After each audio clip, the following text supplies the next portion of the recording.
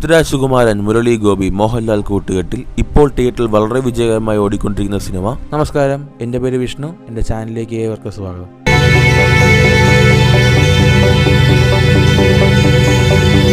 L2 Empuraan, ലൂസിഫറിൻ്റെ രണ്ടാം ഭാഗമായിട്ട് ഇപ്പോൾ തിയേറ്ററിൽ വളരെ സക്സസ്ഫുൾ ആയിട്ട് ഓടുന്ന സിനിമയാണ് L2 എമ്പുരാൻ. ആദ്യം തന്നെ ഇത് എമ്പുരാൻ എന്ന സിനിമയുടെ റിവ്യൂ അല്ല, എൻ്റെ ഒപ്പീനിയനാണ് ഞാൻ അവിടെ പറയാൻ പോകുന്നത്. നിങ്ങളുടെ അഭിപ്രായം തീർച്ചയായിട്ടും താഴെ കമൻറ്റ് ബോക്സിൽ രേഖപ്പെടുത്താവുന്നതാണ്. ആദ്യം തന്നെ L2 എമ്പുരാൻ എന്ന സിനിമ സാധാരണ എല്ലാ സിനിമകളും ഫസ്റ്റ് ഡേ തന്നെ പോയി കണ്ടിട്ട് അതിൻ്റെ ഒപ്പീനിയൻ ഞാൻ പറയാറുണ്ട്. ചില മെഡിക്കൽ കണ്ടീഷൻസ് കാരണം സിനിമ കാണാൻ കഴിഞ്ഞില്ല, കാണാൻ കഴിയുമെന്ന് പ്രതീക്ഷിച്ചതല്ല. പക്ഷേ ആ സമയത്താണ് നമ്മളുടെ പബ്ലിക്കായിട്ട് ഒരുപാട് മിക്സ്ഡ് റിവ്യൂസ് ഈ സിനിമയിൽ കിട്ടിക്കൊണ്ടിരിക്കുന്നത്. ചിലർ പടം കൊള്ളാമെന്ന് പറയുന്നുണ്ട്, ചിലർ പടം കൊള്ളില്ല എന്ന് പറയുന്നുണ്ട്, ചിലർ പടത്തിനെ പരിഹസിക്കുന്നുണ്ട്, ആൻഡ് ചില പൊളിറ്റിക്കൽ സൈഡായിട്ടുള്ള കാര്യങ്ങൾ സിനിമയ്ക്ക് നടക്കുന്നുണ്ട്. സോ അങ്ങനെ ഇരിക്കെ എന്തായാലും സിനിമ പോയി കാണാമെന്ന് വിചാരിച്ച് കണ്ടതാണ്. പക്ഷേ ഇവർ പറയുന്നത് പോലുള്ള കാര്യങ്ങളൊന്നും ഞാൻ സിനിമയെ കണ്ടില്ല. ഈ സിനിമ ചിലവൊന്നും ലൂസിഫറിനേക്കാൾ മോശമാണ് എന്നൊരു അഭിപ്രായം എനിക്കില്ല. ലൂസിഫർ എന്ത് തന്നെയാണോ അതിൻ്റെ ഒരു കണ്ടിന്യൂഷനായിട്ട് തന്നെയാണ് ഈ സിനിമ എടുത്തുകൊണ്ട് വന്നിരിക്കുന്നത്.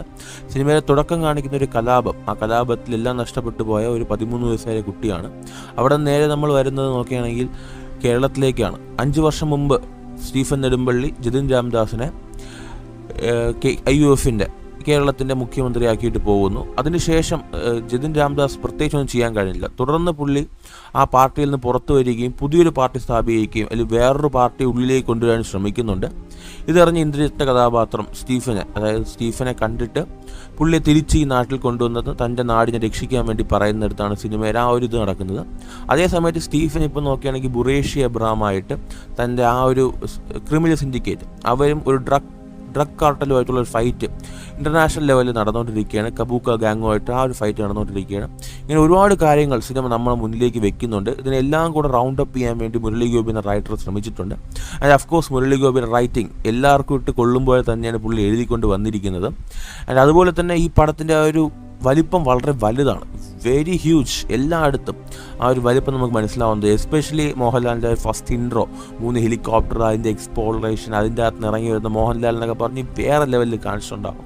അതിൽ എബ്രഹാം ബുറേഷി ആ ഒരു കഥാപാത്രം നോക്കുകയാണെങ്കിൽ ഒരു സ്പിരിറ്റ് എന്ന പോലെയാണ് സിനിമയ്ക്ക് അത് കാണിക്കാൻ ശ്രമിച്ചിരിക്കുന്നത്. എല്ലാം കാണുന്ന, പക്ഷെ ആരാളും കാണാൻ കഴിയാത്ത, എല്ലാം അറിയുന്ന, പക്ഷേ ആരാലും മനസ്സിലാക്കാൻ കഴിയാത്ത ഒരു തരം സ്പിരിറ്റാണ്. കാരണം ആ ഒരു കഥാപാത്രത്തിനെ ഉൾക്കൊള്ളാനുള്ള ഒരു മനസ്സൊന്നും നമ്മളുടെ മിക്കവർക്കും കഴിയില്ല. കാരണം അങ്ങനെ ഒരു കഥാപാത്രം മലയാള സിനിമയിൽ വന്നിട്ടില്ല. കാരണം ഹീസ് നോട്ട് എ ഡോൺ, അതൊരു ഡോൺ കഥാപാത്രമൊന്നുമല്ല. ഇൻ്റർനാഷണൽ ലെവലിൽ പല രാഷ്ട്രീയക്കാരെയും പല പൊളിറ്റിക്സിനെയും കൺട്രോൾ ചെയ്യുന്ന ഒരു തരം ഒരു അതർ സൈഡ് ഓഫ് വേൾഡാണ്. അങ്ങനൊരു കഥാപാത്രമൊന്നും നമ്മൾ അധികം കണ്ടിട്ടില്ല. സോ അതുകൊണ്ട് തന്നെ ചിലപ്പോൾ ബുറേഷി മാസല്ലാത്ത കഥാപാത്രം തോന്നും. പക്ഷെ അങ്ങനെയല്ല, ഈസ് എ സ്പിരിറ്റ്. പുള്ളിക്ക് എല്ലാം അറിയാവുന്നൊരു കഥാപാത്രം. ക്ലൈമാക്സിൻ്റെ അടുത്ത് വരാൻ നേരത്ത് നമ്മളുടെ ബുറേഷിയുടെ കണക്ക് കൂട്ടൽ തെറ്റും പോലെ കാണിച്ചായിരിക്കും പടം നിർത്തിയിരിക്കുന്നത്.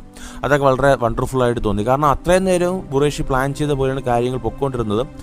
ക്ലൈമാക്സിൽ ഒരു ട്വിസ്റ്റ് വെച്ച് L3ക്ക് ആ ഒരു തേർഡ് പാർട്ടിന് ഒരു ലീഡ് കൊടുത്ത് പടം നിർത്തിയിട്ടുണ്ടാവും.